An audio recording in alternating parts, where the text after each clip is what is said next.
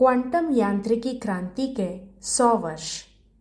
नमस्कार, मैं डॉक्टर दीप्ति सिधये आपका तहे दिल से स्वागत करती हूँ और क्वांटम यांत्रिकी की दुनिया में सैर करने के लिए आपको आमंत्रित भी करती हूँ। ये सैर हम करेंगे एक लेख के द्वारा, जिसके लेखक हैं प्रोफेसर प्रदीप कुमार अहलूवालिया, अर्थात प्रोफेसर डॉक्टर पी.के. अहलूवालिया, जो हिमाचल प्रदेश विश्वविद्यालय के भौतिक शास्त्र विभाग में पूर्व आचार्य रहे हैं और Indian association of physics teachers अर्थात IAPT इस संगठन के राष्ट्रीय अध्यक्ष हैं। तो चलिए, आपको मैं ले चलती हूँ क्वांटम यांत्रिकी की दुनिया में। क्वांटम यांत्रिकी क्रांति के 100 वर्ष। आज बिरला ही ऐसा कोई व्यक्ति होगा जो क्वांटम शब्द से परिचित ना हो। हमारा भौतिक संसार वास्तव में क्वांटम यांत्रिकी के नियमों से चलता है। अगर 20वीं और 21वीं सदी को क्वांटम यांत्रिकी का युग कहा जाए तो अतिशयोक्ति नहीं होगी। इस परिवर्तनकारी युग की शुरुआत 20वीं सदी के शुरू में इस बात का खुलासा होने के बाद शुरू हुई कि एटम यानी परमाणु की संरचना दो ऐसे मूलभूत कणों से मिलकर बनी है जिसे हम आज इलेक्ट्रॉन और प्रोटॉन के रूप में पहचानते हैं। हम कह सकते हैं कि न्यूट्रल दिखने वाला परमाणु वास्तव में ऋण आवेश यानी नेगेटिव चार्ज वाले इलेक्ट्रॉन और धन आवेश यानी पॉजिटिव चार्ज वाले प्रोटॉन से मिलकर बना है। आज हम जानते हैं कि इलेक्ट्रॉन परमाणु के न्यूक्लियस से बाहर एक विचित्र त्रिविमीय क्षेत्र में गतिशील रहते हैं। इलेक्ट्रॉन को खोजने वाले वैज्ञानिक जे थॉमसन भी यह अनुमान नहीं लगा सके कि उनकी यह खोज हमारे भौतिक जगत को कैसे प्रभावित करेगी। विज्ञान में प्रायः यह देखा गया है कि प्रकृति जब प्राकृतिक घटनाओं को प्रकट करती है तो वह घटनाएं वैज्ञानिकों के लिए एक पहेली का रूप ले लेती है। उन्हें आमंत्रित और प्रेरित करती हैं कि वे इन पहेलियों को सुलझाने की कोशिश करें। ऐसी ही एक पहेली जिसने वैज्ञानिकों को परेशान कर रखा था, क्वांटम यांत्रिकी के अवतरण का बहुत महत्वपूर्ण सोपान बनी। यह पहेली थी ब्लैक बॉडी रेडिएशन स्पेक्ट्रम। यह एक ग्राफ है जो प्रयोग द्वारा किसी तापमान पर ब्लैक बॉडी द्वारा उत्सर्जित विकिरण की तीव्रता यानी इंटेंसिटी को विभिन्न तरंग दैर्ध्य यानी वेवलेंथ पे दर्शाता है। स्कूल से ही हम सफेद प्रकाश 7 रंगों से मिलकर बना है इसे आम जानकारी का हिस्सा मानते हैं। जब हम सफेद प्रकाश को शीशे के प्रिज्म से गुजारते हैं तो ये विक्षेपित यानी डिस्पर्स होकर 7 रंगों में बंटकर अपना स्वरूप प्रदर्शित कर देता है। प्रत्येक रंग को हम उसकी वेवलेंथ और आवृत्ति यानी फ्रीक्वेंसी से दर्शाते हैं। वेवलेंथ और फ्रीक्वेंसी प्रकाश के दो ऐसे स्वाभाविक गुण हैं जो हमें यह भी बताते हैं कि प्रकाश एक तरंग है जो इलेक्ट्रिक फील्ड और मैग्नेटिक फील्ड की परस्पर साथ साथ दोलन करती दो तरंगों से बनती है। प्रकाश की इस तरंग में इलेक्ट्रिक तरंग का दोलन मैग्नेटिक तरंग के दोलन को बनाए रखता है और मैग्नेटिक तरंग का दोलन इलेक्ट्रिक तरंग को बनाए रखता है। इसे ही हम इलेक्ट्रोमैग्नेटिक वेव का नाम देते हैं। सफेद प्रकाश के स्पेक्ट्रम में नजर आने वाले रंग वास्तव में इलेक्ट्रोमैग्नेटिक वेव के स्पेक्ट्रम का वह हिस्सा है जिसे हमारी आंख देख पाती है। इसे हम विजिबल स्पेक्ट्रम का नाम भी देते हैं। यह बात कि प्रकाश एक इलेक्ट्रोमैग्नेटिक तरंग है 19वीं सदी का जेम्स क्लार्क मैक्सवेल द्वारा स्थापित सिद्धांत है जो प्रयोगों की कसौटी पर प्रमाणित है। प्रकाश पदार्थ के साथ कैसे पारस्परिक क्रिया यानी इंटरैक्ट करता है, भौतिक शास्त्रियों के लिए आज भी यह नई नई संभावनाओं और प्राकृतिक घटनाओं को प्रस्तुत करता रहता है। ब्लैक बॉडी रेडिएशन स्पेक्ट्रम 19वीं सदी के शुरू में भौतिक शास्त्रियों के लिए पदार्थ और प्रकाश की इंटरैक्शन की सबसे बड़ी पहेली बनकर खड़ा था। कई दिग्गज भौतिक शास्त्री इस पहेली को सुलझाने की कोशिश कर रहे थे, पर वह इसे पूर्ण रूप से समझने में अपने आप को असमर्थ पा रहे थे। स्थापित क्लासिकल यांत्रिकी और ऊष्मागतिकी यानी थर्मोडायनामिक्स के नियम इस पहेली को सुलझाने में असफल हो रहे थे। उस समय के भौतिक शास्त्री इस भ्रांति में थे और सोच रहे थे कि भौतिक जगत के जो भी मूल सिद्धांत है वह उन्हें प्राप्त कर चुके हैं और शायद अब कुछ और खोजने के लिए कुछ बचा ही नहीं है। वह एक निश्चिंतता की स्थिति में थे जो शीघ्र ही टूटने वाली थी। इस स्थिति से बाहर निकालने के लिए वर्ष 1900 में जर्मन भौतिक शास्त्री मैक्स प्लैंक ने सोचना शुरू किया और अपने गहनतम प्रयासों के बाद वह इस गुत्थी को सुलझाने में सफल भी हुआ। मैक्स प्लैंक द्वारा प्रस्तुत किया गया सैद्धांतिक विवरण पूर्ण रूप से ब्लैक बॉडी रेडिएशन स्पेक्ट्रम की गुत्थी को सुलझाने में सफल था। यह पहली बार था कि मैक्स प्लैंक ने अपने सिद्धांत में क्वांटम शब्द का प्रयोग किया और यह बताने की कोशिश की कि ब्लैक बॉडी रेडिएशन स्पेक्ट्रम वास्तव में न केवल इलेक्ट्रोमैग्नेटिक तरंगे हैं, पर उनकी ऊर्जा छोटे छोटे पैकेटों में बाहर निकलती है। ऊर्जा के इन्हीं पैकेटों को इंगित करने के लिए मैक्स प्लैंक ने पहली बार क्वांटम शब्द का प्रयोग किया, जिसका मतलब होता है पैकेट, यानी प्रकाश की ऊर्जा सतत नहीं अपितु असतत यानी डिस्क्रीट है और छोटे छोटे पैकेटों में बटी रहती है। इस सिद्धांत में ब्लैक बॉडी रेडिएशन स्पेक्ट्रम को समझने के लिए तो एक बड़ी सफलता प्राप्त की थी, पर उसने कुछ अप्रत्याशित नए प्रश्न भी खड़े कर दिए। वैज्ञानिक अभी तक प्रकाश को तरंग मानते थे, पर अब उनकी अवधारणा को बहुत बड़ा धक्का लगा। पर यह तो क्वांटम यांत्रिकी के युग की शुरुआत थी।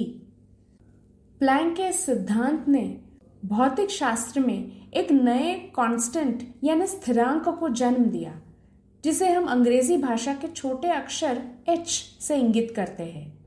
आज सारा वैज्ञानिक जगत इसे प्लैंक कांस्टेंट के नाम से जानता है। तभी जर्मनी में एक और मात्र 21 वर्ष का नवयुवक वैज्ञानिक इस घटना चक्र पर अपनी दृष्टि गड़ाए बैठा था। उसने प्लैंक की संकल्पना को एक बहुत ही क्रांतिकारी रूप में भौतिक शास्त्र के एक और जाने माने प्रयोग, जिसे प्रकाश विद्युत प्रभाव यानी फोटो इलेक्ट्रिक इफेक्ट कहते हैं, समझाने का प्रयास करते हुए 1905 में जर्मन शोध पत्रिका एनल दे फिजिक में एक शोध पत्र छापा। इस युवक का नाम था अल्बर्ट आइंस्टाइन, जिसका नाम आज हम 20वीं शताब्दी के महानतम वैज्ञानिकों की श्रेणी में प्रथम स्थान पर रखते हैं। वर्ष 1905 अल्बर्ट आइंस्टाइन के लिए एक चमत्कारी वर्ष के रूप में उभर कर आया। यह वर्ष वही वर्ष था जब अल्बर्ट आइंस्टाइन ने स्विस पेटेंट ऑफिस में पेटेंट क्लर्क का काम करने के साथ साथ निरपेक्षता के सिद्धांत को उजागर किया और ऊर्जा और संहिता के बीच के उस फॉर्मूले को उद्घाटित किया जिसे हम E=mc² के रूप में जानते हैं। प्रसिद्ध प्रयोग भौतिक विज्ञानी हर्ट्ज द्वारा किया गया विद्युत प्रभाव यानी फोटो इलेक्ट्रिक इफेक्ट प्रयोग प्रकाश और पदार्थ में होने वाले पारस्परिक प्रभाव का एक विशिष्ट उदाहरण है।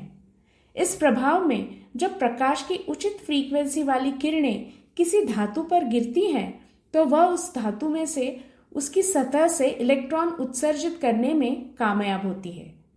पर इसे समझने के लिए आइंस्टाइन ने जो नई बात की वह थी कि इस प्रभाव को समझने के लिए प्रकाश की तरंगीय प्रकृति काफी नहीं, अपितु हमें प्रकाश को प्लांक द्वारा प्रतिपादित ऊर्जा के पैकेट को ध्यान में रख उसे एक और प्रकृति प्रदान करनी पड़ेगी जो प्रकाश की तरंग प्रकृति यानी वेव नेचर से अलग प्रकाश की कणीय प्रकृति यानी पार्टिकल नेचर है।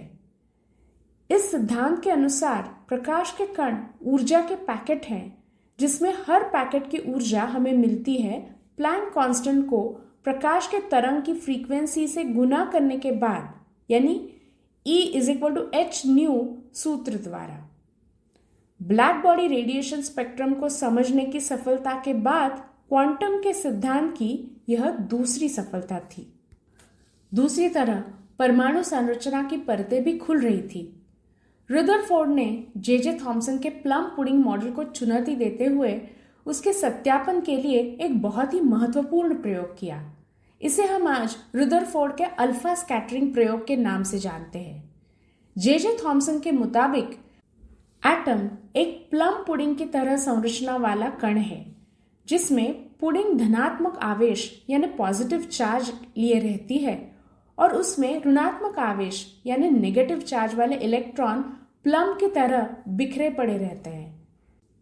क्योंकि परमाणु में पॉजिटिव चार्ज और नेगेटिव चार्ज का मान बराबर बराबर होता है, इसलिए एटम हमेशा न्यूट्रल आवेशीय अवस्था में बना रहता है। रदरफोर्ड के प्रयोग के परिणाम चौंकाने वाले थे, जिन्होंने जे थॉमसन के परमाणु मॉडल पर प्रश्न चिन्ह लगा दिया।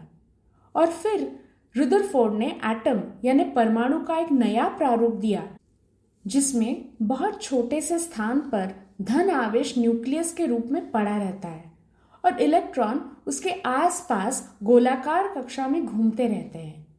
इस मॉडल की परेशानी यह थी कि जब भी कोई आवेशीय कण एक गोल कक्षा में घूमता है तो वह त्वरित गति के कारण धीरे धीरे अपनी ऊर्जा खोने लगता है, और इस नए मॉडल के अनुसार उसे धीरे धीरे न्यूक्लियस में आकर के समा जाना चाहिए। वास्तविकता में ऐसा होता नहीं है, और एक बार फिर यह न्यूक्लियर मॉडल एक पहेली की तरह आकर सामने खड़ा हो गया। 1913 में एक और नवयुवक भौतिक शास्त्री ने इस गुत्थी को सुलझाने के लिए अपना एक नया मॉडल दिया। उस भौतिक शास्त्री का नाम था नील्स बोहर। उसने एक बार फिर प्लैंक के क्वांटम वाली परिकल्पना को इस संदर्भ में इस्तेमाल करने का मन बनाया, और यही से हुई एक बार फिर परमाणु के क्वांटम मॉडल की नई पहल की कोशिश। बोहर के मॉडल में इलेक्ट्रॉन न्यूक्लियस के बाहर स्थिर कक्षाओं में घूमते हैं, जिन्हें हम अंग्रेजी में स्टेशनरी ऑर्बिट बोलते हैं। जब तक यह इलेक्ट्रॉन स्टेशनरी कक्षा में घूमते रहते हैं, तब तक वह अपनी ऊर्जा नहीं खोते। पर अगर वह एक स्थिर कक्षा से दूसरी कक्षा में जाते हैं, तो इस स्थिति में या तो वह ऊर्जा का अवशोषण करते हैं या फिर ऊर्जा को बाहर फेंकते हैं। नील्स बोहर ने इस मॉडल की मदद से हाइड्रोजन परमाणु को समझने की कोशिश की। सौभाग्य से बोहर से पहले लगभग पिछले 150 वर्षों में भौतिक शास्त्रियों ने ऐसे अध्ययन किए हुए थे जिससे उनके पास परमाणुओं के स्पेक्ट्रम उपलब्ध थे। बोहर के मॉडल की संगणना से एक बात की पुष्टि हुई, वह थी हाइड्रोजन के स्पेक्ट्रम की थियोरेटिकल व्याख्या। इसने एक बार फिर प्लैंक के क्वांटम की संकल्पना को बल दिया। पर यह मॉडल पीरियोडिक टेबल के अन्य परमाणुओं के स्पेक्ट्रम की व्याख्या करने में बिल्कुल असफल साबित हुआ। बोहर का यह कदम ऊर्जा की क्वांटम परिकल्पना की पुष्टि तो कर रहा था, पर दुविधा की स्थिति अभी भी जारी थी। इलेक्ट्रॉन और उससे जुड़े कई नए प्रयोग वैज्ञानिकों को इलेक्ट्रॉनिकी की तरफ आगे ले जा रहे थे और नई तकनीकों को जन्म दे रहे थे। इनमें सबसे महत्वपूर्ण थी वैक्यूम डायोड और ट्रायोड की खोज, जिसने रेडियो ट्रांसमीटर, रेडियो रिसीवर और कैथोड रे ट्यूब के निर्माण का मार्ग प्रशस्त किया।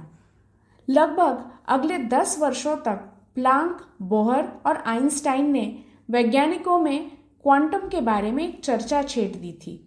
अगला बड़ा कदम आने के लिए एक और नवयुवक वैज्ञानिक ने आइंस्टाइन के प्रकाश के कण स्वरूप से सीख ले कुछ नया सोचना शुरू किया। उसने सोचा कि अगर प्रकाश इलेक्ट्रोमैग्नेटिक तरंगों के साथ साथ कण रूप में भी हो सकता है, जिसे हम आज फोटॉन का नाम देते हैं, तो क्या इलेक्ट्रॉन जो एक कण है वह भी एक तरंग के स्वरूप में व्यवहार कर सकता है। इस नवयुवक फ्रांसीसी वैज्ञानिक का नाम था डी ब्रो, जिसे हम डी ब्रोगली के नाम से भी कभी कभी पुकारते हैं। विज्ञान की प्रगति में प्रायः देखा गया है कि नवयुवक जब भी कभी सोचने लगते हैं तो वह प्रतिष्ठित ज्ञान के पूर्वाग्रहों से ग्रसित नहीं होते और नई दृष्टिकोण और नए विचारों के साथ आगे आकर अपनी बात देने में कभी झिझकते नहीं। डिब्रो ने अपने डॉक्टरेट के थीसिस में जो एक छोटा सा समीकरण दिया उसे भौतिकी में डी ब्रोगली के हाइपोथेसिस के रूप में जाना जाता है।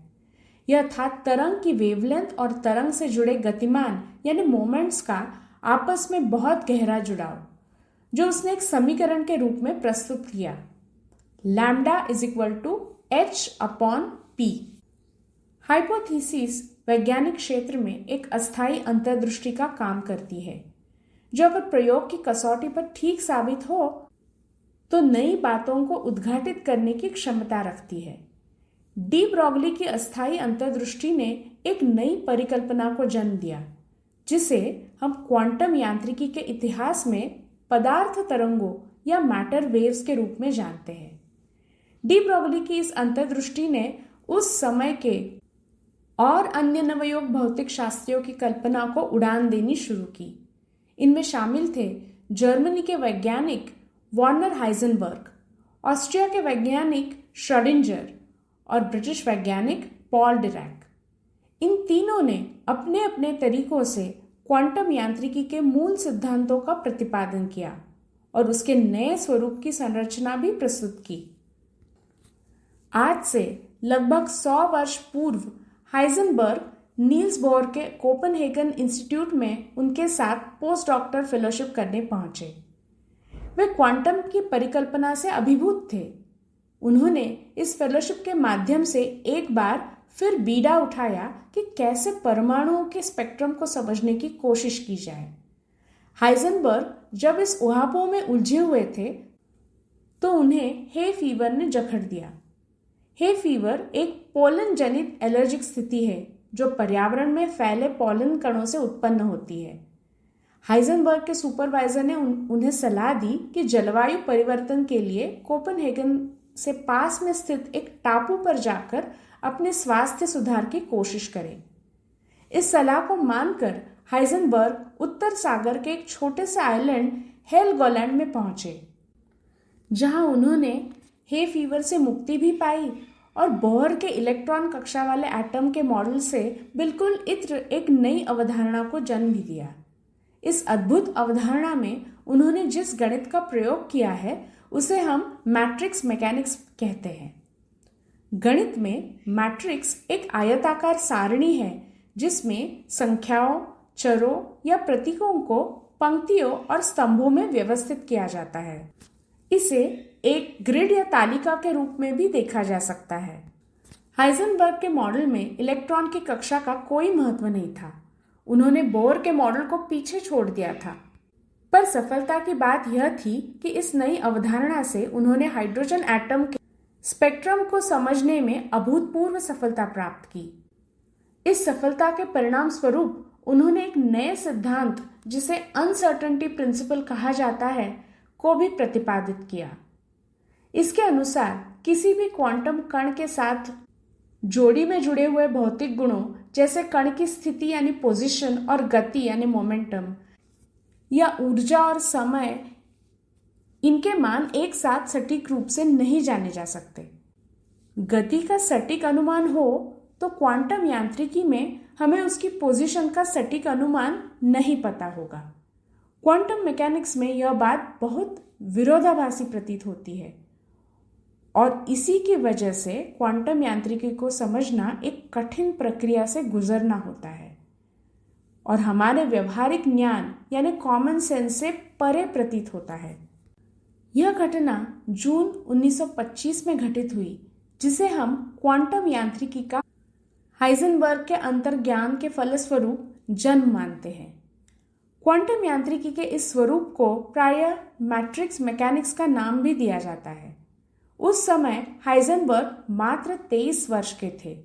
यही कारण है कि विश्व भर में हम वर्ष 1925 को क्वांटम विज्ञान और तकनीक के अंतर्राष्ट्रीय वर्ष के रूप में मना रहे हैं। उत्तर सागर में स्थित हेलगोलैंड का यह टापू क्वांटम मैकेनिक्स की जन्मस्थली है और इस वर्ष विश्व भर से इस टापू पर क्वांटम वैज्ञानिकों ने मिलकर इस शताब्दी को मनाया और क्वांटम यांत्रिकी की उलझनों और संभावनाओं पर नए विचार विमर्श किए। उधर दूसरी तरफ श्रोडिंजर बोहर और हाइजेनबर्ग से बिल्कुल अलग क्वांटम मैकेनिक्स को एक अलग स्वरूप में घड़ने में लगे थे। उनकी सोच जहां डीब्रो के हाइपोथेसिस से प्रभावित थी, वहीं वे इस बात से भी प्रभावित थे कि अगर पदार्थ एक तरंग है तो उसका एक तरंग समीकरण भी होना चाहिए, जैसे कि प्रायः भौतिक शास्त्र में तरंगों की गतिशीलता को दर्शाने के लिए किया जाता है। श्रोडिंजर का तरंग समीकरण, जो श्रोडिंजर तरंग समीकरण के नाम से प्रसिद्ध है, सबका ध्यान अपनी ओर खींच रहा था।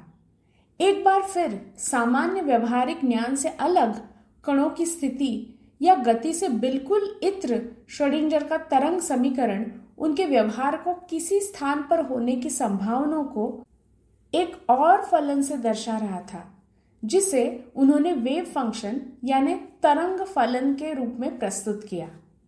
तरंग फलन अर्थात वेव फंक्शन क्वांटम यांत्रिकी में किसी कण की तरंगीय प्रकृति का गणितीय वर्णन है।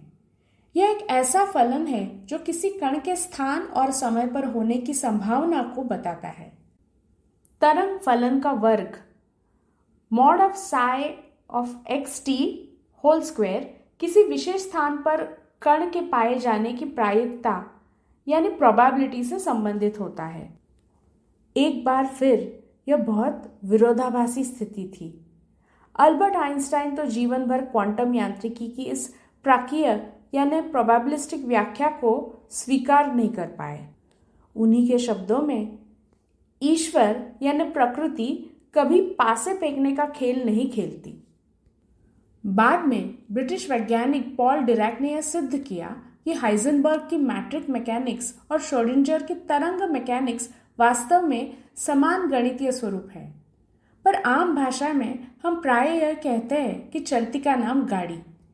क्वांटम वैज्ञानों के लिए प्रोत्साहित करने वाली बात यह थी कि प्रयोग की कसौटी पर यह सारी अजीब धारणाएं सटीक साबित हो रही थी। कभी कभी तो यह भी कहा जाता था कि आप प्रोबेबिलिटी की बहस में मत पड़िए। प्रसिद्ध वैज्ञानिक मर्मिन के शब्दों में, फिजूल बहस छोड़ चुप रहो और गणना करो, यानी कीप शट एंड कैलकुलेट। एक के बाद एक क्वांटम यांत्रिकी सफलता के सोपान चढ़ रही थी। इसमें जिस बात का विशेष जिक्र किया जाना चाहिए वह था रसायन विज्ञान की सभी गुत्थियों का क्वांटम यांत्रिकी द्वारा सटीक हल और ऐसा आधार देना जो शक से परे था। अब रसायन शास्त्री बिना अपवाद के रासायनिक क्रियाओं में क्या होता है ये जान पा रहे थे।